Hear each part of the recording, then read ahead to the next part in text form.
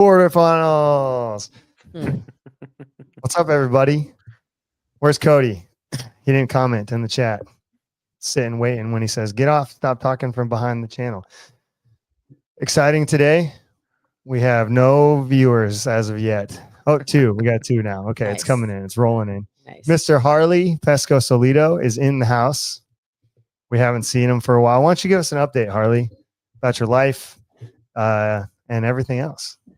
So, as some of you guys know, got a new coaching job or a new job at a gym. I'm managing a facility in Denver. So in the last 2 months, basically been sporadic in schedule, lots of longer days, just because there isn't necessarily a ton of consistency around the other coaches' schedules yet. But we have a plan. We announced a new class schedule, and we've offered one of the coaches a full-time position. That'll all come into effect October 6th.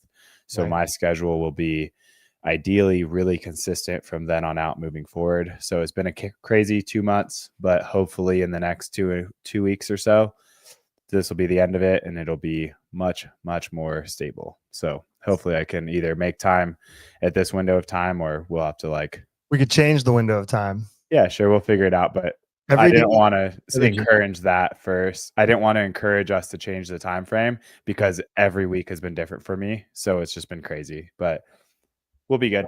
And when you go into the gym every day now, do you just play every day hustling to get yourself hyped up? Nope. I'm going to start doing that. I'm going to make it a ritual every day. That's like your walk-in song? No, just like you get in the car, you start that one song, and then you play whatever else you want or listen to a podcast. But time to get this bread, dude. There you go. Is that a song? No. Oh, Sophia might have a song she could give, a song recommendation she could give us. Sophia is here today. First time in a long time. She's in the back. Say hello to everyone. Hello, everyone. There you go. No, we know a Todd's hype song. Unstoppable by Sia. Yeah, I won't even say that's Chandelier. Really. Oh, my hype song. Yes, yeah, it's Chandelier. No, yeah, Chandelier is the Unstoppable song. It's called Chandelier, not Unstoppable by Sia. But I do like it because it's those are two different songs. Oh, really? Yeah. All right, whatever. Which one's the one? Which one's the one that says I'm a Porsche without brakes? Because that is very unstoppable. Unstoppable. Yeah, that's really irresponsible to have a Porsche without brakes. I'm a big ABBA guy too, Cody, for sure. Huge. Who isn't? Guy. Mine is ABBA song. I actually no. Look at Marissa's just going Unstoppable. No, it's The Greatest Showman is the Panic of the Disco version. Even though I like Hugh Jackman, so he's a huge jacked man. Yeah, sing it. I'm unstoppable. It's a good song. CJ says it's Moana. Oh, the Moana song is, right. Dude, I have a lot of hype songs. The Moana song is actually really good. The one, I don't even know the words, but it's the one where it's like, how far I'll go. I think that's the name of the song. I like doing that one by doing wall balls. It's real. Like, you should try that out. Play the Moana song while you're doing wall balls, and I feel like it'll really jazz you up to keep going unbroken. So I'll be good. CrossFit in the house. Sorry, y'all. CrossFit channel was buzzing today. Yeah, it was. CrossFit is buzzing. Tier Wadapalooza was sick. We watched a lot of that, which is crazy because last week I talked about how I didn't watch any of the WFP. And I literally watched every single minute of the Tier Wadapalooza. It was sick. Huge fan. You're a huge fan. Jace, Pink Pony Club, my white girl jam. Dude, I fell down dancing at a wedding reception to Pink Pony Club this weekend. Oh, this weekend. CJ's like, did you scuff your shoes? I was like, no, just my knee. Sick. We were going hard. It was good. Crazy. Yeah, Tier Wadapalooza, not much to say. If you didn't watch it, you missed out. Pretty lit. Notable, I would watch, and Cody agrees. If you can get past Sevan, like I like Sevan. I think there are some things they do on the show that make me uncomfortable, and that's fine. It makes me uncomfortable, and they can do whatever they want. But Kill Taylor, when they were there, and Brent Fikowski just getting railed by the workout. and Taylor herself taking his lunch money. It was cool to see. I think more or less, I think about when I talk to athletes, and as we all know as coaches, how much training goes into being that good all the time. And, you know, it's a thing, if you don't use it, you lose it. And it was cool to see, in the, not for Brent, because obviously he's less fit than he used to be, but it was cool to see that, like, it does drop, it does go away. All the training you're doing every single day does mean something. And if you don't do it, you won't be as sharp. And you see the guy who stood on the podium multiple times and is a phenomenal CrossFit Games athlete get whooped on by Hattie Canio and Taylor Self, you know, which in the years past when he was training as a games athlete would have never happened because his sharpness is so high. So it was cool. Yes, CrossFit. He still looks like an action figure. He does. You know, that muscle tone, muscle pump don't go nowhere, but it was cool. And Brent definitely is retired. So that is also true, but it is something for people to note, recognize, and understand. So like if your favorite hero is not as fit, or your CrossFit coach is not as fit and they take class, or Harley is not as fit as he once was, look, the amount of work that you have to maintain that fitness is astronomical. So Hey, dude, I back squatted 365 for a pretty smooth, easy triple yesterday while sick. So that's like, it. I did 335. no, Okay. dude, before I hit that set though, I was like, I looked over at my friend and I was like, man, I've hit this for 11 before in my life. I was like, I'm nervous about trying it for 3. Like, what the hell? CrossFit did 366. I'm sure he did. I'm just but I'm just hearing you guys talk about Brent, and I'm just like, yeah, man, the tolerance goes down for the intensity. It's crazy. And that's also true. CJ's comment, Dang. dude. Dude. My mom's like, wow, you have a belly now. I'm like, oh my Oh gosh. yeah. Don't disrespect me like Let's that. go, Pam. Hey, Don't disrespect it's me going to like that. motivate him to get back on the saddle. I'm just Back on the prioritizing pole. running because I have to try to keep up with Jace. Listen, Jace, you kind of missed the whole beginning of that whole rant, is the fact that, like, if you don't train, you lose it. So one day, my good sir, you will also be sitting, hopefully on a podcast, having a good time, talking to the world about how your fitness has dropped because you don't train as much as you used to. That was the lesson that we were trying to get across. Brent Fikowski is a fine example of that this weekend. And let's hear it for Hattie Canio for just whooping the boys' butts. Yeah. CrossFit Cool. got in here and said something, but it was, Hattie's win while possibly sweating out and adult beverages is also very impressive. Yeah, like half buzz just turned up. But yeah, Jace, you're the fucking strongest dude. Don't worry. Okay. Harley's not going to catch you. Not even going to try. Unless he comes out of Not even gonna retirement. try. And if he did, he'd probably catch you. He's got fucking hips of steel, titanium springs. Yeah. It's crazy. Crazy. The dude's got crazy hips. No, Anyways. I don't. Crazy strong hips, you know? Anyways. Ozempic in the Google searches. Tristan wants us to cut to business. Stop rambling about dumb stuff. Quarterfinals are back. He's like, yeah, dude. Stop beating around the bush. Quarterfinals is back, everybody.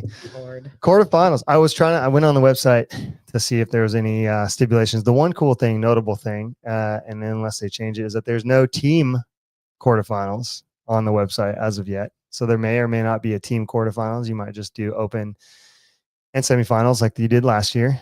The individual quarterfinals and the age group quarterfinals are on the same 4-day window, which is amazing. You guys haven't looked at this already. If you've looked at it already, good job. Good for you. All business, Tristan. Yep. Todd, check your text messages. Sophia can pull the comments. Yeah, Sophia, you should be pulling the comments, dude. Not me. Apparently she can't. Maybe. Oh, she can't? She doesn't have access. Oh, man, there's an update. Oh, gosh. Our live. It doesn't let me pull up the comments anymore. Well, that's a problem for another day. All right, Nahal. I read team was online semis and there will be in-person qualifiers. Yeah, potentially. So the online semifinals acts as the last chance qualifier. If you guys know what that is, they're going to move that down beyond any in-person qualification process. Kind of cool. What else? You guys got anything else to add? It's pretty straightforward. I'm really excited about quarterfinals being back. I don't like the 25% in general. I wish it was like 10%, but I get why. The 25% is a quarter of the people. So it makes perfect sense. Guys, got anything to add? We need money. Yeah. Yes, CrossFit. It is a business. I think people need to get over it and stop saying the term money grab. I'm tired of it. Are you tired of it? Who else is tired of that term? Yeah.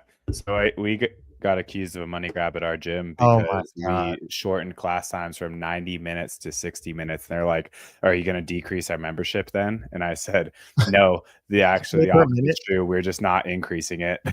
That's crazy though. Wow. Think about that. Okay. That logic is so wild to me. So they're equating the time and paying per minute as like their membership. What about the value of you as the coach and the program design and the back end and the lights being on and the toilet paper in the bathroom and the cleaning of the gym and the equipment they're using? It's not like a pay. What is going on? Yeah. That So for crazy. CrossFit, for your context, they bumped its 90 minutes back in COVID to allow time for more transitions, more leniency of cleaning, etc. And then it just never went away. And then the business scalability went to shit. So much TP. Yeah. So anyways, so we're finally at a point where we're pulling it back and everyone threw a fit. And it's a money grab and it's highway robbery. We're stealing money from them by going to an hour-long class. So they should be happy. You're going to be more efficient and you're going to give them a better product and you're going to that was my thought. You do all the things you're going to do. I mean, and guess what? You can stay an extra 30 minutes and do the extra work. For sure. We're still going to offer them extra credit work if they want it. So yeah, dude. Recurring toilet paper subscription for 120 rolls. Let's see. Stealing money after all that money you stole during checks notes. Oh yeah. Anywho, Harley didn't steal any money. We shut our gym down and didn't take anyone's memberships. They were allowed to pay if they wanted to. Yeah, but quarterfinals is definitely a money grab. Those bastards. Yeah, it's not though. Here's what's crazy about that. And I know it's $50 historically.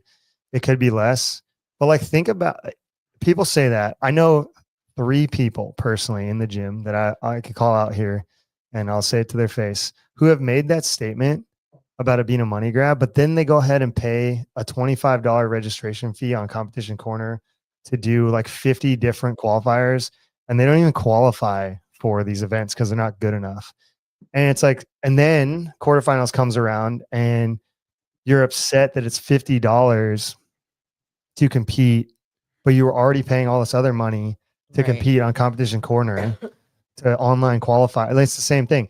And additionally, like the money that you're paying the quarterfinals and the open, as we saw last year, and if they continue to do the same thing, is going to go into the athletes' pockets, not only the individuals, but the masters and the money. Because even though they're giving people, quote unquote, the teens, the level ones to the top 3, that still costs money. You have to pay those trainers to show up at the location. You have to pay the gym to use their gym space. Like CrossFit either loses money or they pay themselves from the money from the open for those level ones that they're handing out. Because you can't just like give out free stuff and lose all this money and continue. And then additionally, let's talk about like media. Take a small example. You want photos taken of your wedding, anywhere from $3,000 to $10,000 for the day. So now you think about a videographer and a team of people who are going to come and video these movements, video the videos to show you what the workouts are, whether you agree that they're good videos or bad videos. You got to have somebody who makes the PDF. And I know everyone's going, oh, it's not that hard. It's not that hard. It's like, it's not that hard, but it also needs to be someone's full-time job so they can make an income so they can continue to do this from year to year to year. It's not a money grab. Like people don't just work for free. Like, would you go to your job and just work for free and just be like, well, it's a money grab for us to, I shouldn't get paid for what I'm doing, even though I'm on Canva posting on this new thing. It's crazy. Right. They announced the workouts for free. How's that a money grab? No, they're saying making you pay to sign up is the money grab, Jace. That's what people complain about. And Yeah. I've seen a lot of people. No, I think he's saying that there's not like a paywall to even access the events. Like it's just public information once they come Sure. out. They should do What that. the service that they're selling is that you're paying to play and put your name on a leaderboard, and then if you earn the position on said leaderboard, you can qualify to the next thing. That's So the Google, service they're selling, right? Google how Is much the access. Apple storage is monthly. Keep going, Harley.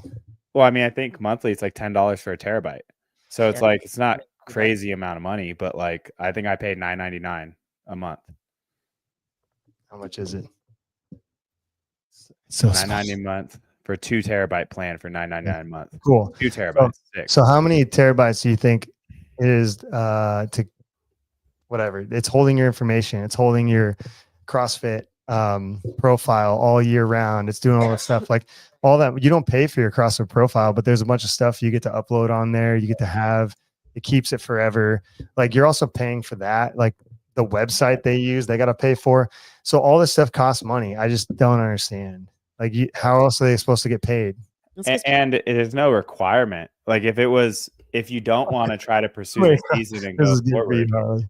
Is this true? Do the members who say it's a money grab also have the newest rads, the Whoop, and maybe GoWad? Yeah, I mean, a lot of them. But anyways, I think what he's saying is that the people who are within the money grab people are within the CrossFit space too. The people who are claiming this is the money grab are also just like blowing all their money on those other shit too. Yeah. So whether it be my gym members, let's be real. Like, they got upset because you guys were doing something. You changed it. People don't change, and they're mad. And reaction. It's a reactive response. There's nothing malicious in it. It's an easy term, like phrase to say. They're just saying it, and I get triggered in the CrossFit space because, like, the more people can be positive and understand these things are businesses and support each other because you like doing it. You know, I saw a lot of people try to talk shit about Wadapalooza, and it's like, why? Like, why? Because they want WFP to be better. And it's like, if you talk shit about one, you got to talk shit about the other, and vice versa, realistically. And doing that in general doesn't help either one of those. And at the end of the day, talking shit about anything that builds the ability to compete, fitness, and everything else, whether you like it or don't like it, you could dislike it. That's fine. But like trying to bring them down or other things of that nature just hurts everyone, yourself included, as an athlete too, like a competitor. Because even the athletes who say it's a money grab, maybe they have aspiration. Well, not maybe. There are some people I know who said it's money grab. Well, Paige said it about it the year you guys made it to semifinals. And she's talking about being a money grab. And I told her, I'm like, dude, you can't say that. You're trying to compete and get to semifinals. Like you need to pay to play. And so does everybody else. Every other sport out there, triathlon, known as one of the most expensive sports to pursue based on just the type of bike you need, the cost per race, the travel to events, etc. It just costs money. Every sport you want to play costs money to some degree, for whether it be the association that's organizing the events, the equipment you have to buy to play it, to use it, etc. And then the travel expenses and lifestyle that is required to uphold, quality performance. Everything's expensive. And so to attack any one entity for having another stage in their series of events and putting a relative price tag on it is stupid. Yeah. Well, you're not going to please everyone anyways. It's like when they took it away last year, people were mad, and now you put it in and people are mad. If you don't need to, I think the reason why we're saying this is that the people who are listening to us right now, hopefully you guys can change your mind and change your language and get on board with us. And like, I don't necessarily want to pay $50 to do an online competition, but I know where my $50 is going. And I know that, the Masters athletes got paid out money this year. And they get paid out money most years, but they got paid out money this year specifically from the online semifinals dollars for the Masters and also the Open for the Masters and age groups. And my money is going to that group. I'm part of that group. I coach a lot of people in that group. Dude, let's go. It's a collective. So it's almost like socialism in a way. And so like if you're down with socialism and people getting their fair share and everything else, I don't know if you should really even say it's a money grab because the system that they have set in place Now, is CrossFit making money? Yep. Are they trying to bring money in to continue this thing? Yep. Do they need to pay people who are going to put food on their table because they're going to work hard for CrossFit? Yep. So like, just get over it and stop saying it, or just don't be in the space. Go do High Rocks and complain over there. I'm like tired of it. High Rocks is even more expensive to certain degrees. That's true. You're going to do a 90-minute race. You're paying $1 a minute. Yeah, minimum. And then on top of that, you still have to get there. Yeah. It's way more expensive. Doing quarterfinals online at home in your own home gym. Yeah, with your community and your coaches and your friends. Hella fun. Let's see what Renata said. Even little kids, if you want them to be, oh, dude. Yeah, kids sports, crazy expensive. You know the most expensive kids sport? Equestrian. Well, yeah, they have to Really? support a horse. Yeah, no, it makes Oh, complete sense. okay. You have a living being. Yeah, equestrian is the most expensive kids sport. You know how much it costs to board a horse somewhere, let alone feed it and do vet bills? It's insane. Hockey is expensive, guys. You're right. We're not in them, but it is equestrian. And CrossFit. Oh, real sports though. Yeah. Hey, Gymkhana on horsing is a real sport, dude. How about hobby horsing? Yeah, exactly. Jace got it. Jace got it. Hobby horsing. Almost the exact same time we said the same thing. Hobby horsing. Man, Jace and I are like this, just so close. Yeah, I could get on board with equestrian not being a sport. I could get on. It's like when I say gymnastics is not a sport and everyone loses their mind. What about like rodeo? Is rodeo a sport? Yes, because it's All the time. Which I thought what the certain defining part. factor was that you had to put So yourself on a leaderboard and compete against. yeah, so what I was going to say was Or like a team. Harley doing bull riding is a sport because you get on the bull and you hang on for as long as you can against other guys and possibly girls. I don't know. He could correct us and hang on for as long as they can. So that's a sport. Whereas like equestrian, like I guess you got to go over the jumps. I don't know enough rules about equestrian. I can't say, but I know gymnastics is so subjective. Mm-hmm. And yeah. Well, here's the thing great. that's actually an interesting comparison. So equestrian, basically a lot of horse-based activities are qualitative in nature, and they're judging the relationship between rider and animal. Okay, so bull riding, bull riding, there's a prerequisite that you have to stay on, and same with bronc riding for up to 8 seconds. Once you get to 8 seconds, then you get a score. If you fall off at 7 seconds, you get no score. But the score is still qualitative in nature between how well the bull bucked and how well you rode it. So therefore, it's still qualitative in nature. So it's like, I don't know, if you don't like qualitative and like subjective type of assessment of scoring, then you're not going to think that rodeo is a sport in some events, but then other events are for time. And so those Gymkhana events. Sure. Yeah, Cody, Jody needs to join the chat. Jody does horsing around. What I was going to say was though to this, cause it's like Jace saying, think of sport of having physical limiter. Get out of CrossFit, dude.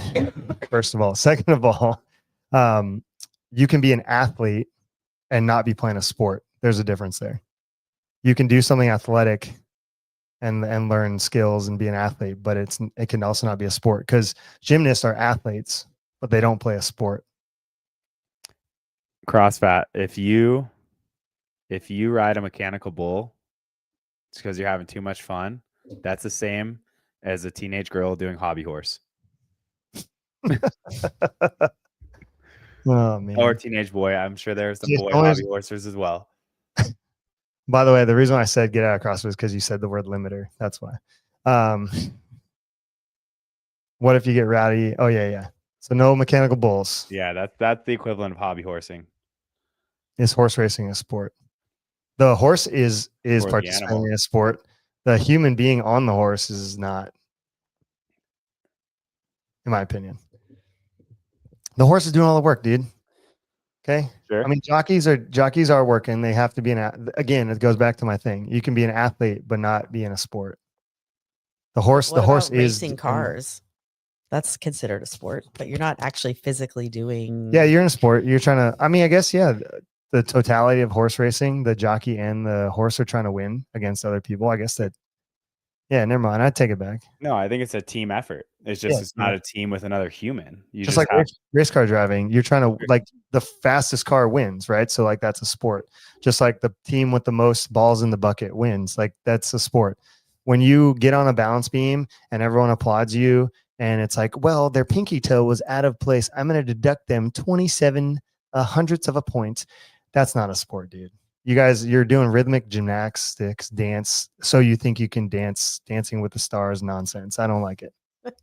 That's my opinion, though. I could be completely wrong, and I'm fine with that. I just don't like it. dude. I can't wait till Hobby Horse creates their Okay, own it's online quarterfinals of sport. qualifiers. It's quarterfinals. They start trying to grab money for $50 for hobby horsing in my bedroom with a video camera on. Your bedroom. I don't think that's big enough to do hobby horsing. Oh man. All right. Well, quarterfinals is back. We're super excited about it in general. 25%. This is the time. We are in the business of talk about money grabs. We are in the business of coaching people one-on-one. If you're on the bubble of getting the top 25%, you're definitely going to want a one-on-one coach. I'm going to tell you right now, your blog training program is just not going to cut it. It's just not. It's really not. It's not going to be good enough. And then on top of that, if you want to participate and do well in quarterfinals, we all know that, and hopefully they stick true to quarterfinals and the ideas of quarterfinals. And you get to do rope climbs and handstand walks and wall facing handstand push-ups and bar muscle ups and ring muscle ups, maybe even handstand pirouettes, 360s like they did in the 2023 semifinals that Harley got to do and did that gracefully. That was one of your better events. And it was sick, dude. You crushed that event. Don't be modest. But yeah, I mean, if you feel like you want to be successful, you're going to want to reach out to us and any other training program that has one-on-one coaching to get better. You're just not going to do it. And a lot of people have one-on-one coaches now. You're not going to get better than those out there with one-on-one coaches. So think about it. You could DM us. We'd love to have you. Quarterfinals is back. Everybody in our gym, you better get ready. No person left behind. We're going to make quarterfinals, every single person. What's an acceptable number of success? And you guys can comment in the chat, percentage wise of a membership base that should make quarterfinals. Like your gym's successful if you have 30% of people, or what? What do you guys think? That's tough based on demographics and where you're at. Just give me a number. I want a successful number. I don't want demographics. We're all human beings. We don't vary by kind. We vary by degree. I want to know the number, people. Here we go. Jason's saying 25%. Yeah. I mean, that's actually a pretty good number. Okay. So you got to make the quarter of the quarter. Yeah. The quarter pounder with cheese is what you got to do. Yeah, exactly. Yeah, I agree with CrossFit. The answer is 25%. Because it's just a game of statistics and a bell curve. So it's like if your population is relatively the same as the population of the world, then it's going to be 25%. No, because 100% of your members could be inside of the 25%, though. That's assuming that I know, but we're just that's terrible. That's bad stats, though. Those are lies. We're playing a safe bet of averages. We're playing a safe bet of averages. The average gym will have the outcome of 25%. An exceptional gym will have higher than that, and a poor gym will have lower than that. We're talking about what is the average. That is the average. No. What I'm saying is, what is success for a gym? Success would be having more than that. Would be 26%. Okay. Yeah. You got Nate. I got Nate on my side. Let's go. Nate. I got the numbers guy. He likes it. You guys. True or false? True or false? You could have 100% of your people above the 25. Okay. Sure. So then give me a real answer of like, if you're, I feel like you just want to be challenged by this, that you want all your people to be above 25%. The definition of success would then be 26% of your members being above it. Well, you're not an affiliate, so you can't. If you were an affiliate as the manager, your opinion doesn't matter. As the manager. Dude, he came back from the games and was like, I'm so fired up about the mission of CrossFit. And I was like, it's great. I feel that we have a similar mission, even though the gym I'm at's not an affiliate. And he's like, that's okay. You don't have to be an affiliate to share the same goal of improving the world's health and fitness and wellness. Can I And talk? then I guess now I say this. He's like, "You're not an affiliate. Shut up." that's not why I said that. What I was getting at is that it's not a KPI for you because you're not an affiliate. So it's not something to strive for. It'd be better for you guys to get membership retention or building a new program or using Well, I'm other doing all those KPIs. things. All right, good. See, so and you could have it as a KPI. No, a major KPI is improving people's fitness because if they're fitter, they're healthier. In my mind. Good, great. So now, Hey, CrossFit. as a yeah, exactly. It's not CrossFit. As a CrossFit affiliate owners out there, and talking about the quarterfinals, yeah. If you were to like get them all together, what do you think they should strive for? What do owners should strive for within their membership? Because also to Harley's mission, regardless of being an affiliate or not being an affiliate, if you push people to be inside the top 25% of constant varied functional movement executed at relative to high intensity across broad times and all domains, they are going to be healthier. So what's a good percentage where they be successful to get the 25%? I want every member to make it the top 25%. I will not rest. And if one does not, then you have failed the community at large. Sure. I will take that. Jay still says 25%. 25.1. Anything above 25. Man, you got all right. Well, I guess the bar is low. I like Cody. I'm going to go with Cody since he's one of our other coaches and saying 40%. So somewhere between 40 and 100% is our goal here at Great Wolf CrossFit. We strive for slightly above the average. We strive for above mediocre. Therefore, a success. All right. I get what you guys are saying. I don't think you guys are understanding what I'm saying. Like the four of you in the comments who keep saying 25%. I understand by the numbers, and theoretically, you should have about 25% make quarters. I would say that gym is not successful. I would like to see gyms be like 40 to 60% of their members make it into quarters as a successful gym, knowing that there are gyms that will have like 5% of people. What about this? What about this? Renata has a fairly good framework to this, and I'm going to sort of piggyback off it. Shouldn't the gym's ultimate goal be progress over time? So Sure. A snippet of a given period of time shouldn't necessarily be the end all be all of success. Yeah, but it would here's be comparing where you were and where you go. Here's So the problem. What's the problem with the open? Other than one workout, The test change. the test change.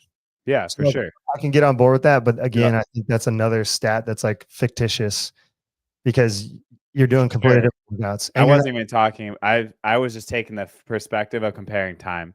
So ignoring year to year, but of just like if someone got fitter, if the majority of membership improved across a 6-month window of time in all their metrics, then you were successful as a gym. Sure. It doesn't mean that it's unsuccessful if it's not meeting a given test. Yeah, I agree with that. I'm just saying in context of what we're doing, the CrossFit Open is constantly varied. And so therefore, like year to year, you can't even compare them, which is really tough. So you just have to go on like a 1 year time frame in this context of like, how many people are we gonna get to quarters this year? What's a success for us as a gym? What can we strive for? Because we got 5 months, man. I can move some needle on their fitness. Come in here like an iron fist. Go faster on that rower. Do your burpees better. But yeah. Let's see. Same test, different years. It would matter. Wait, it would matter. Why would it matter? She's saying if you had the same test. Yeah. That's the same test. If you had a fixed standardized test, which we could get into that too, but let's not. Yeah, you're either pulling the average down or you're bringing it up. So if you're not, if you're in the bottom 10, you're out. Part of your pep talk of every class. You're either bringing the average down or bringing the average. I might as well get after it. Yes, but you're either adding value or taking it away. So who are you? You guys are crazy, by the way. I'm still thinking about how you guys are all like the 25%. It's like, duh. Like I knew that. That's not what I was asking though, which is why I'm not. Know that. You didn't know that. No, dude, you didn't understand. I'm asking what's a success for a gym. Because you could have a gym that has all the members make quarterfinals. Sure. Because the likelihood is there are gyms who won't even sign up, won't even do the thing, and the blah blah blah and everything else, or they're not even good enough to make. Well, that's another point too. It's like you don't have 100% of your membership, even signing up. Yeah, So I guess. you And have, also in the argument that they're talking about is like in that argument, every single gym would have to have exactly 25% of people make quarterfinals that signed up. so what you're saying is that So it's never you going to be shouldn't sign up for the 25%. Open unless you're going to make Oh my quarterfinals. God. No, because then, I'm no, just because kidding. you're going to, I'm just kidding. That was a that joke. wouldn't happen either. Right. Because you have to have a 25%. That would just mean that it raises the level of competition. Right. Oh, that's even a crazier thought process. Think about that. If you only had the sample size of last year of the top 10% people sign up for the Open, then that 10%, so the 90th percentile and above, then they would only take the 25 percentile of that 90th percentile. Like, how crazy would that fitness be? Like, to get into 25%. Think about that too. Like, if you don't have the lower, quote unquote, lower tier members bringing the average down, man, that's actually a crazy thought process because the way that it works with fitness. Anyone want to chime in on that? Tyler, you've been real quiet here. I'm just listening.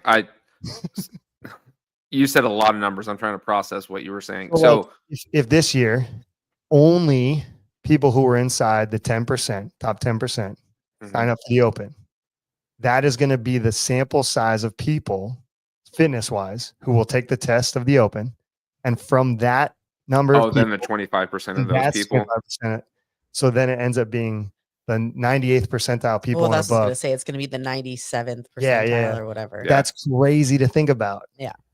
Like, it helps you if you're like one of those bubble people to have more people who are worse than you, like to get you inside the top 25%. Correct. And there's a threshold of numbers there. Yeah. So start talking up your less fit friends to sign up for the Open. Dude, that's crazy. But I Anyways. mean, you've just started this call talking about why one-on-one programming is important, but not all your affiliate members are doing. I mean, none of them are doing right 101. Most of them are just doing their class fitness. So what could they be doing in their class in addition to push the needle towards the 25%? Elaborate on this, Nate. Can't wait to see how long Todd is going to continue all your subjective terms. What do you mean by that? He's still stuck on the 25%. That's not subjective. That is a number. If you have 100 people sign up, 25 of them will go to quarters. That's completely objective. I don't know what you're talking about. I'm not understanding. Oh, success, greatness, hard work. Right. Yeah. And we're trying to make it objective by adding a number to that. So for our gym and other gyms, so far, you guys believe that 25.1% of people, you have a successful gym. Unless you're Cody and myself, who are above 40%, because we're just excellent, unlike all of you. What? Well, Harley, mainly Harley. He's reading something, and I want him to respond. He's not gonna. I'm writing the gym's programming. Oh. I'm listening to what you're saying. Yeah, I mean, I was truly speaking within the terms of statistics and analyzing what is above average, right? So if we're talking about just truly the line, then that's why I said the 0.1, anything above 25%. I understand what you're talking about of qualitative in nature. And Jace had actually a really good comment up here is how much of it has to do with the gym and or program versus the ability to attract already great athletes. So I think to your point, it's like, could it be possible to have 100% of members make it to quarterfinals? And I said, yeah, absolutely. Because if you're in a smaller population gym that really is revolving around a singular program with a high level of athletes, like a training think tank or something of the sort, yeah, then your average is probably going to be really, really high. And so therefore your percentage of success of people qualifying to quarters is going to be really, really high. But if you're some small gym, let's say I'm thinking of one outside of town here, that's literally someone's backyard shed, and the narrative is that they barely coach them, and it's just basically a group of friends that like to do CrossFit and someone affiliated their barn. Yeah, maybe one of them makes quarterfinals. And it's like that number and that relative percentage is way low. And it's like, is that a good representation of the CrossFit population, that one shed off in the rural Colorado? Probably not. But is Training Think Tank actually a good representation of the CrossFit population? It's like the elite population, sure, probably. So it's like, but is that representing the population of the average? And it's like, no, both are just ends of the spectrum. and you're going to get huge skews of numbers because of it. So it's like, what is success? I don't know. It's up to the person to define that. And that's why I try to focus on progress and how well a gym develops their athletes over time. That probably is a better marker of success, but it's just really hard to put a number on that relative to the yearly testing body and the open, because it changes every year, to your point. And so it's like, I don't have a great answer for this other than just reflecting upon the variables. Just play the game and give me a number. No. All right, fine. 21%. Or 25.1%. All right. Well, but this is actually interesting though that Jay said that about the question of like the gym program versus the abilities to attract already good athletes. And if we're talking about quarterfinals in the open only, I don't think anyone has to be. I'm making some assumptions here in his question. I don't think anyone has to be super talented to make quarterfinals, or like a genetic freak or some crazy athlete. And I'm just saying that from the demands of quarterfinals, the ask from the open to quarterfinals, and what you need to make that jump is not crazy high. There's obviously some really specific things, and like I have a spreadsheet of what that avatar athlete looks like. And if I was to lay it up against like your metrics, Jace, they're so far away from each other. And I think that's maybe where a small disconnect is coming from. Cause like this person to make quarters does need some specific things, but they don't need to be insanely genetically gifted for the sport of fitness. Honestly, I could argue I could take anyone's mom or dad who comes to CrossFit an hour a day and get them to quarters in 7 months if that was their goal. No problem. And assuming they don't have a whole lot of weight to lose, like obviously they're metabolically fit, lean muscle mass, not overweight. It's not a big ask, but it does have specific characteristics to do well and get to quarters. If that, because that would be my argument. The gym and the programming matter more than the athlete is my argument. Yeah, I think that, to your point, Todd, what is required for someone to actually make top 25% is basically just being a solid RX athlete. And I think that, to your point, if a gym cannot develop the beginner to get to the intermediate and the intermediate to get to the elite, like, and you can't bridge the gap between the tiers of where those sort of cutoffs are, yeah, they're probably not a successful gym. But it's not because of what their placement is, it's because of the coaching and the service they can provide. So therefore, if someone is in a gym who is not serving them well and developing their characteristics they need to qualify to quarterfinals or whatever event they want to get to, then it's in their best interest to look outward and find a coaching service like us and get one-on-one feedback and get something that's more personalized. Cool. All right, with that, speaking of training characteristics, so we saw the video. Sophia probably has it pulled up from Train Think Tank. Max Alhaj is doing a whiteboard. He used to do these back in the day. And look at this. Harley, I agree. That's why I left my old gym. Mm-hmm. And it's on strength and power endurance and what those characteristics are. And it was kind of cool. I mean, the first thing is we've had a lot of conversations. People bring it up, and I think there's a high value. And Coach L from Brute and I would have this argument a ton about what's strong enough.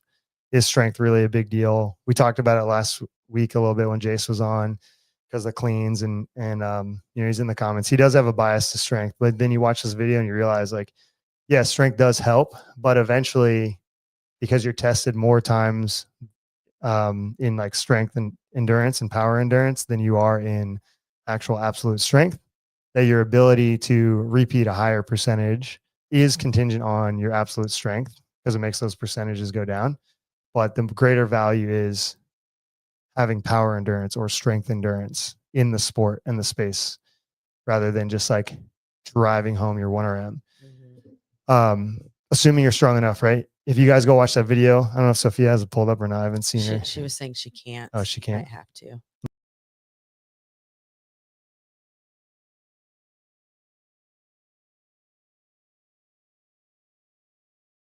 Where'd he go?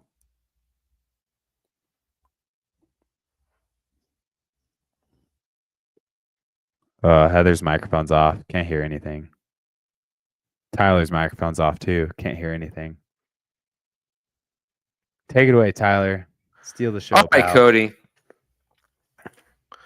Yeah. Heather, we can't hear you. All right. So essentially, we were going to bring up a video, and I assume Todd is going to take care of this here shortly, but it's Max El-Haj discussing the quality of strength endurance and how to improve placement in the sport, how to improve a quality that is basically a non-negotiable in the sport, so that we can train more thoughtfully to develop basically the ability to repeat work rather than just focusing on the top end expression of strength. So as we'll get into this, basically Max talks about the downfall of a lot of programs in chasing the top end of driving up 1 rep max lifts, and how that doesn't necessarily guarantee that you're going to become better at the sport whenever you're asked to do. Their example is 20 squat cleans at 75% of said 1 rep max. So without the requisite qualities, you are not going to necessarily perform any better in that 20 rep test if you have a higher 1 rep max. And he actually shows that for those who have a lower 1 rep max, they're actually more efficient at repeating that work at the relative percentage. So Todd, I was just sort of rambling on to fill the gap there about what the video is going to talk about. Feel free to take it away, pal. I could hear you. I just couldn't. I don't know why I got kicked off. Maybe Sophia kicked me off accidentally.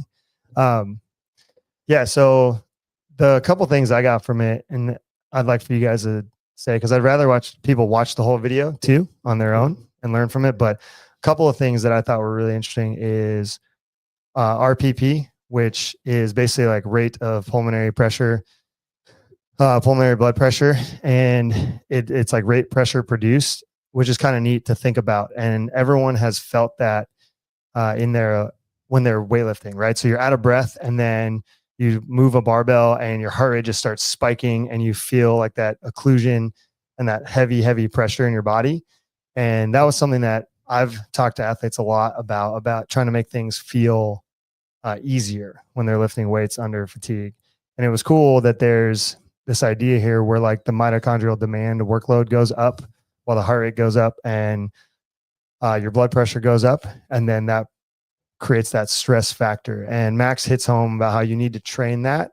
And that's what people say under fatigue. This is what you're feeling when you're quote unquote under fatigue. So your heart rate's already high, and then you add blood pressure because you're moving an external object, and then your mitochondrial ability can't keep up with that demand. And that was something that was really cool that he kind of touches on that you could dive into a little bit more.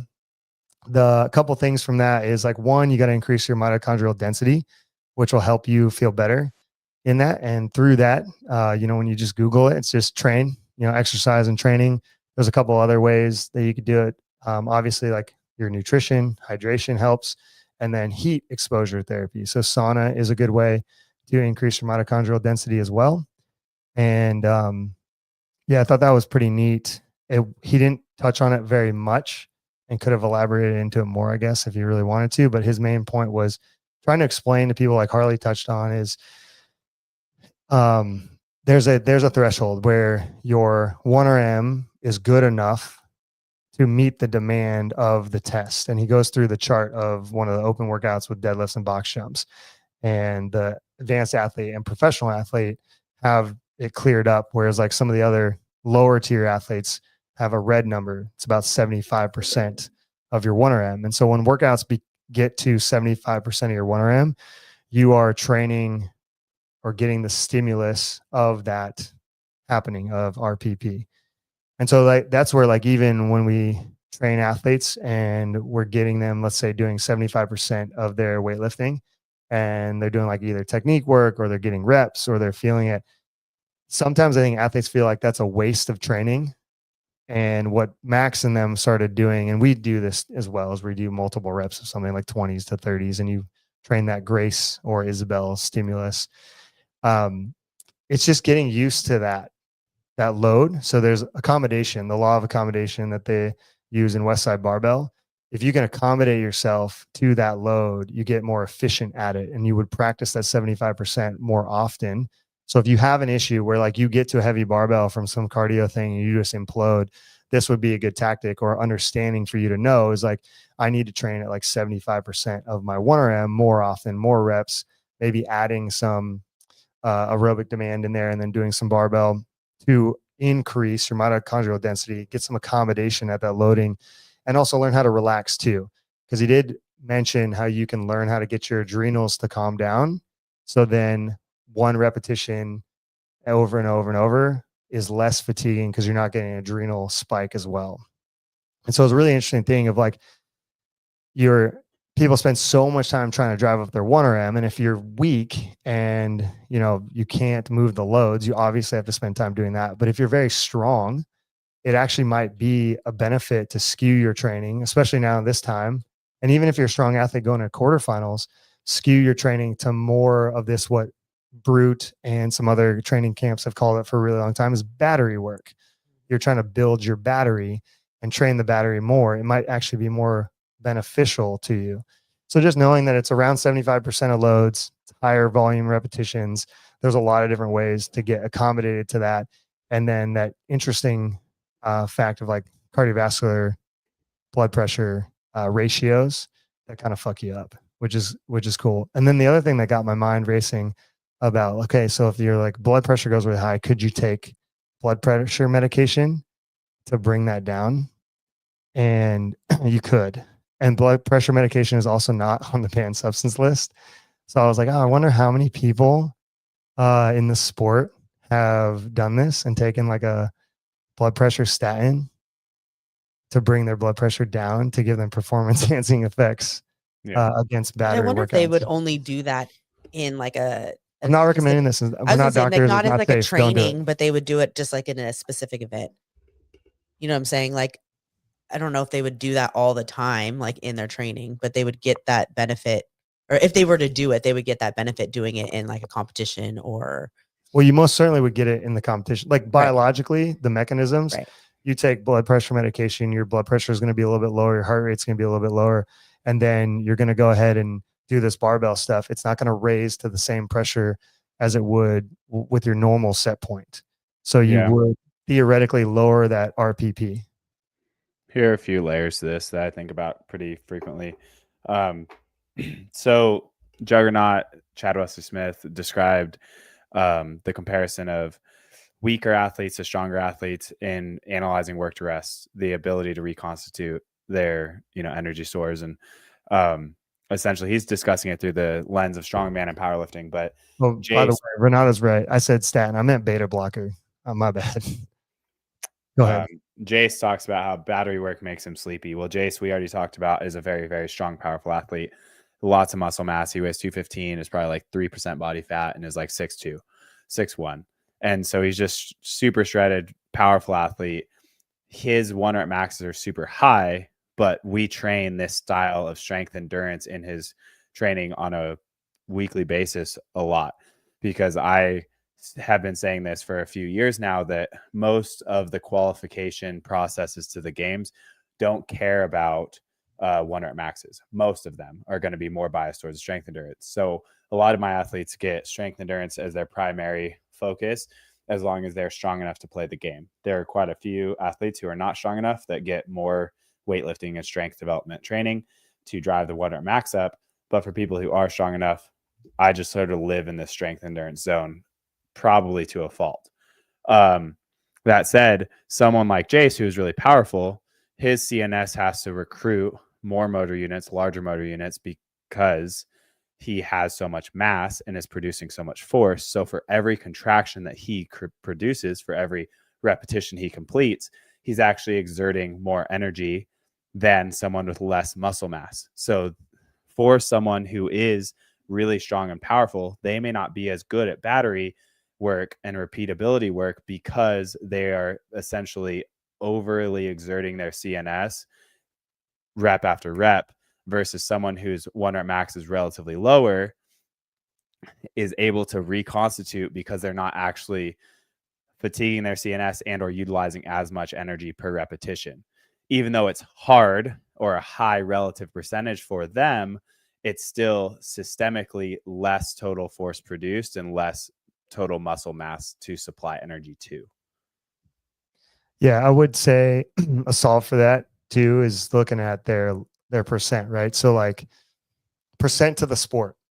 So let's say for easy argument, well, Well, I was talking about even just percent to their percent, like the percent to that's what their I mean. max, their own max.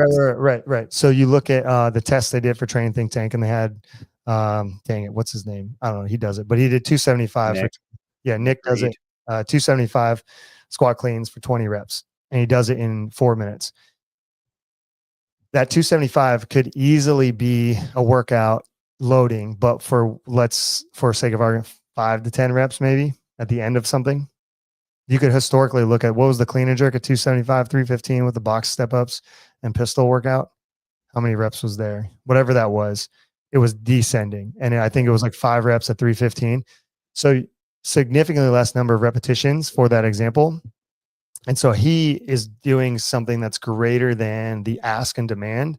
And I think how you could change that for some of them is doing less load that's more sports specific rather for them because they're strong. If you're a strong athlete, you're obviously always doing more. I think you could argue like, do they need to do more than what's asked if they're already strong? So like say sometimes you give them battery work that's based off their percentage, and sometimes you get battery work that's based off the sport demand of what we've seen for the level of play that they're at. I think that would be interesting to play with and something to think about in general, because both Cody and Jace are strong, and like Cody said it makes him go to sleep for the rest of the day, and Jace said that battery work makes him sleepy. And yeah, you're not going to change their CNS like you're saying, but we could. I mean, you're not going to test this on them, but you could make the argument that they're either not aerobic enough or delivery limited to their muscles for aerobic capacity for recovery, and or they don't have enough mitochondrial density. Yeah. Yeah, I mean, I think the aerobic base portion of that is improves the ability to sustain. That's why whenever we were talking about the heavy Isabel that came out in semifinals earlier this year, we discussed whether the strongest person is going to win or is the fittest person is going to win. And, as long as they were strong enough to move the bar, we all agreed that the person who can repeat the work is going to win. Not necessarily, and that's not always going to be the strongest person. That played out like exactly like we said. No, that's my point. Yeah. So like that's just another real world example of it doesn't matter if your 1 rep max is the heaviest. What truly matters is if you have the well-rounded fitness, aka the aerobic qualities of endurance to support the repeated contraction or repeated force production. So And let's be clear on the aerobic stuff, because like I think some people hear that and be like, well, I have a 5-minute mile. It's like, yes, that's aerobic, but that's not the type of aerobic qualities we're talking about. Because now you could layer in things like what Gomar is talking about with Watt Science, and he just released the video this week, which is not a new thing about concurrent training. And he also has the one recently that's not a new thing about capillary density around the muscle. A larger muscle has less capillary density around the muscle, whereas a smaller muscle has more capillary density.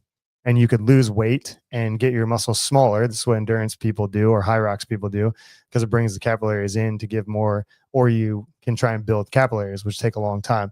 Those are the qualities of aerobic that we're talking about, not like, hey, my mile time is this. Hey, my 5K time is this, or my row is this. Those are expressions of your full aerobic capability. What we're more leaning towards is like, why is the body not recovering from rep to rep? And then after that session, recovering, because those recoveries are aerobic quality dependent, not anything else. So that's what I'm talking about. I'm sure that's what Harley's also talking about, just to be clear for you guys. So again, keep going, because you were on a roll, but I wanted to clarify the aerobic, because I think some people hear that and be like, well, I'm aerobic. It's like, well, not what we're talking. I just think about like athlete archetypes, right? So like the examples I was going to give is like, I have 2 very polar opposite athletes. I have Jace and I have Celine. Both are very high level in their own regard. But Celine I've literally seen her snatch 90% of her 1 rep max snatch, I think 8 times in 3 minutes. It's like, relative to the sport, it was a test. It was 3-minute AMRAP. I think it was 125 squat snatches for her. Right. So at the time in that given year, a few years ago, it was 90 some odd percent. And she's able to just sort of like hit it like a metronome every 25 seconds or so, whatever it came out to be. Jace wins or took top 5. Sorry, he didn't win. He took top 5 in heavy Isabel at NorCal. Super high, powerful athlete, strong athlete, high level guy. And yet he can still repeat work.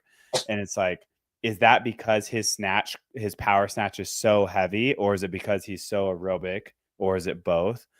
I don't know. But all I do know is that I have him train strength endurance all the time. And I have Celine, because I know she's already really good at that, just train 1 rep maxes all the time. So it's like, I look at my 2 polar opposite athletes. I have one that's not quite strong enough, Celine, and I have one that's more than strong enough, Jace, and I just give them kind of slightly different strength work.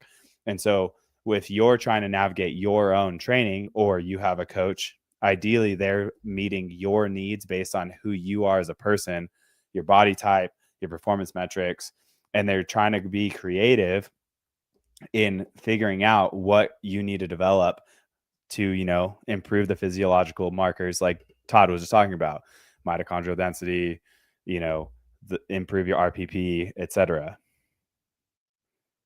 Yeah, it's a good watch, and it's also just kind of important to understand like all of these things, and like hearing what Harley's saying and what we're talking about there's so much individualization in training, and that's why we do individual coaching. And also, like, I talked to people on Tuesday on site, got a bunch of people training, and talking about how, like, as you get better in the space, every little thing you do matters to the utmost degree, because you could waste your time. So like in Harley's example of Jason Celine, if he gave Jace more strength work, he may not be able to do well as well on that test if he's giving him battery work. And surely Celine is not going to do well because she needs to get stronger. That's her deficit. But some programs or coaches won't be really dialing that in specifically and hitting those things. So then that way, when the come test time, that we know that power endurance and strength endurance is the number one tested thing.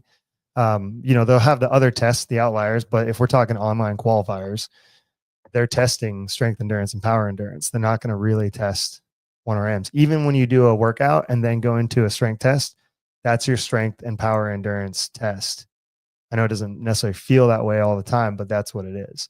And so from there, taking a step back and going, okay, I need to be very specific in what I do. Because if Harley gave Celine a bunch of battery work, even though that's her, like you said, is her strength, she would increase her 1RM to a degree because you're lifting heavy weights. And that's just the nature. And she may get a PR down the road, but she's only pushing that strength endurance so far and not giving herself a buffer. So when you look at Max's graph, she's got no buffer. And eventually she's going to hit Jace's word he said earlier, a limiter, and it's going to stop her from qualifying or doing well in the event.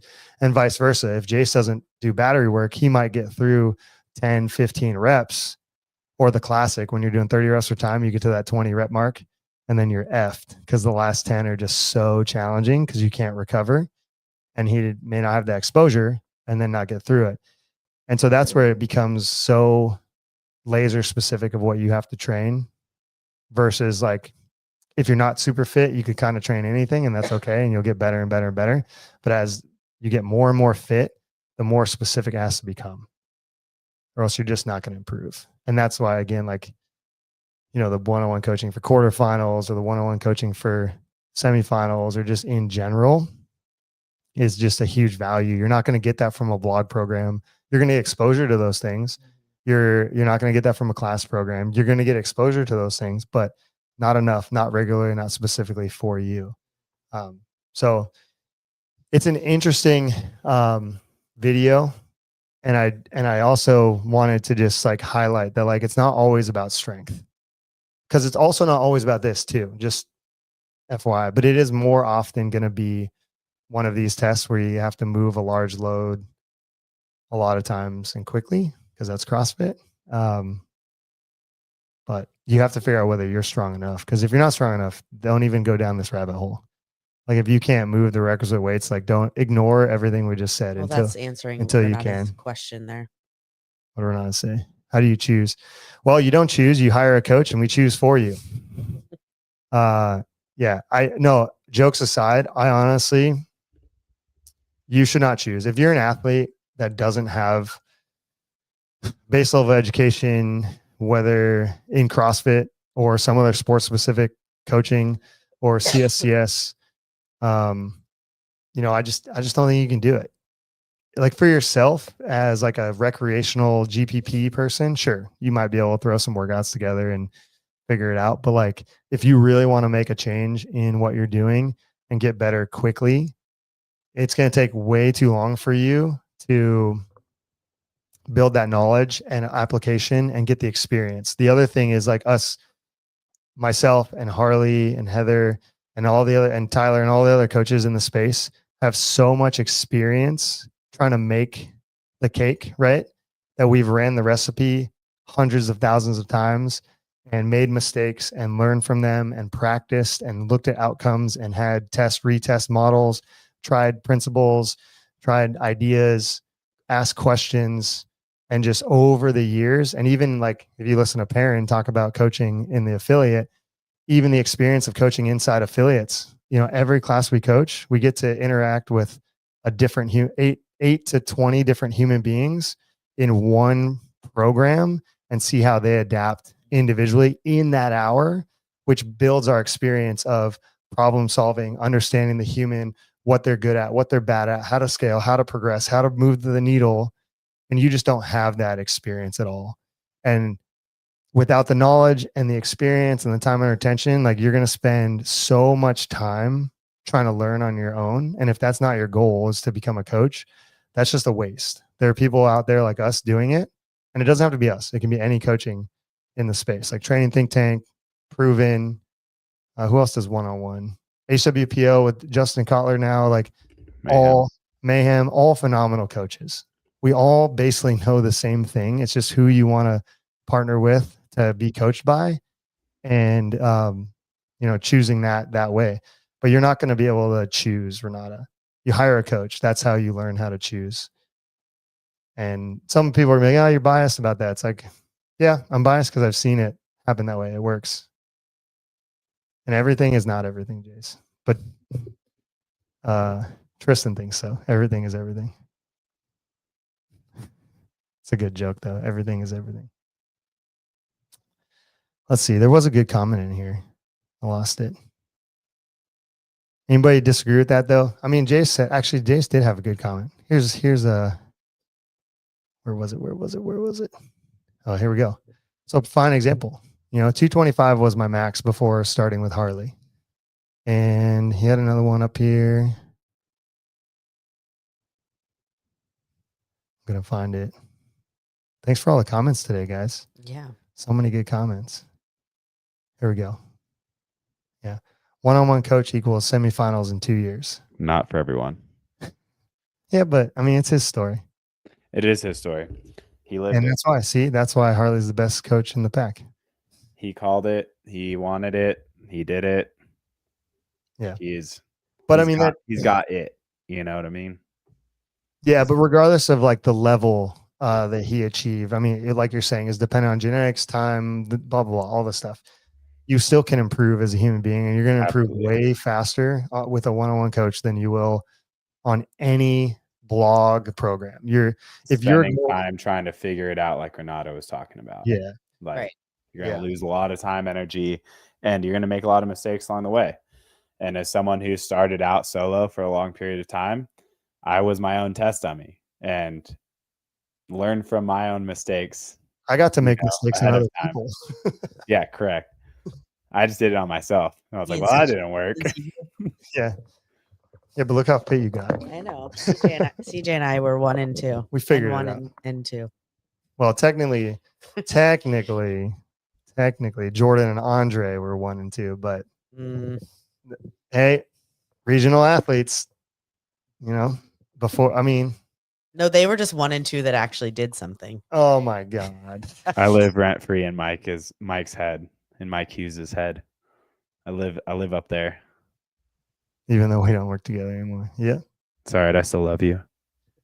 Yeah. I mean, it's, and even speaking of that with like the one-on-one coaching, it's costly, it's expensive, but when you think about it, like, okay, most organizations, let's say around $300 a month, that's $3,600 a year. Like, are you going to spend like opportunity cost? You can spend that time and energy trying to figure out how to write good training every single day for yourself, make progressions, learn about these progressions, principles and methods, and apply them to yourself, and then be okay with making that mistake and not getting the result you want. Like, it's just, I just don't think it's reasonable to think like having, in most cases, a full-time job and wanting to get better at this thing and just, sitting back and trying to figure it out. Like, you're going to, yeah, unless you want to do this, unless you want to coach, like that's just, it makes no sense to me sometimes when people do it. It seems like a huge waste of time.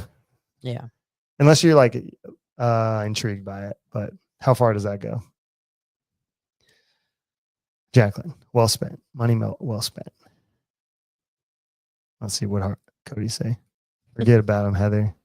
And CJ are 1 and 2. Oh, jeez. Oh my God. mean, it's You guys true. technically were not my first one-on-ones. I was doing a blog template for you two and trying to figure out how to coach back in 2013. Okay. So like chill out. It wasn't even one-on-one. I wouldn't even call it. It wasn't 1-on-1. It was the You original just, hybrid. You just wrote like a comp thing, and Mhm. CJ and I just were the first 2 that started it. Yeah. And then I would watch you guys and give you suggestions. It was like, yeah, it was hybrid. It wasn't like one-on-one. Yeah. Yeah. All right. Quarterfinals, power endurance. Give that view on Training Think Tank. Make sure you guys like and subscribe to their YouTube.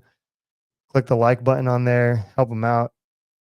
I know they seem like a big company, but like if you look at their analytics, they're relatively small, just like us. Any little bit goes a long way. It's not a money grab.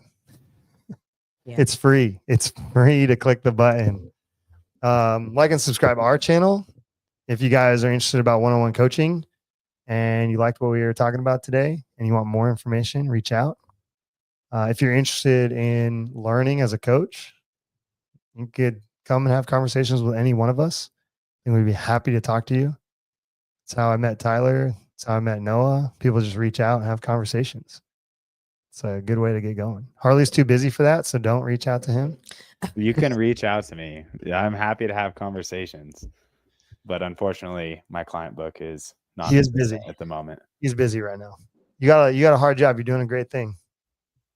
Running a good gym, coaching a lot of people, making people mad. It's good. Hell yeah, let's go. Am I coming to crash? Oh man, I want to. I just gotta look at it. I can pull the trigger and make it happen. When is it? Mid-October? I gotta talk to Heather, who's sitting next to me. Hey Heather, so I'm gonna need you to coach some of the classes so I can go to crash. We'll talk about it. You can take a red eye overnight, just like I am, to make it happen and not miss work. Yeah, we could do that. Let's see. Right now, Sorry, we don't need sleep. there are 10 viewers and like 4 likes. Sick. Hey man, we do this because we love it. I still want to argue about those. I can't wait till Nate, come in today. If you're still listening, come into the gym tonight so we can argue about the numbers. Get so angry. No, I want to hear. How about Watts? Can we talk about Watts again? Oh, we Oh, can't. no. We can't because what was the thing that happened? Oh, it was because rower? Gomar was talking about Watts and on Wad Science, and I was just like, "That's it. Everyone was wrong. I was right. Thank you. Well, let's move on with this." All right, whatever. He ran the scientific study of the burpee and everything else, and they're coming out with that. All right, whatever. All right, listen. I'm just telling you. Okay, that's fine. You be behind on that stuff, right? I'm gonna play around with it. I'm gonna tinker, and when I get weird people fit, and you're like, "How did you make that person fit?" I'm gonna say, weird "Why?" People fit? Why are they weird? Or people weirdly fit? Are you saying like they're so fit it's like creepy, or is it that they're just weird individuals and you just happen to like to work with people? That. Also, when I turn NARPs like Nate, people who are NARPs like Nate into really fit individuals. Yeah, he was looking forward to jamming out in his garage. All right, jam out in your garage. You don't got to come in and argue about the top 25%. He doesn't want any of that smoke. All right. Well, All right, guys. That was that's good. a good one. Power endurance. Chase Adios. it down. If you're strong like Harley and Jace, I'm weak. power endurance. Actually, you know what? That's before we go. It would actually be more advantageous for you, even though you're weak. Like anyone really who's like a Harley, where like he's deconditioned. He's not weak. He's just deconditioned. Don't say that about yourself. I don't want any more negative comments out of anyone ever around me. I feel fine. And And by fine, deconditioned, I mean, not great. deconditioned in his strength, in his previous strength. But if you were going to do the open, would you agree with this, that it would be better for you to work on the power endurance than like try to get your strength back? What do you Yeah, think? I don't need. Yeah, my strength. I'm such a high responder that if by just doing strength endurance work, I get strong Perfect. I love it. for sure. A good assessment. All right, guys. Thanks for playing. Tyler, next week you're going to run the show all by yourself, okay? All right. Good luck, Tyler. Don't even answer. Don't say anything.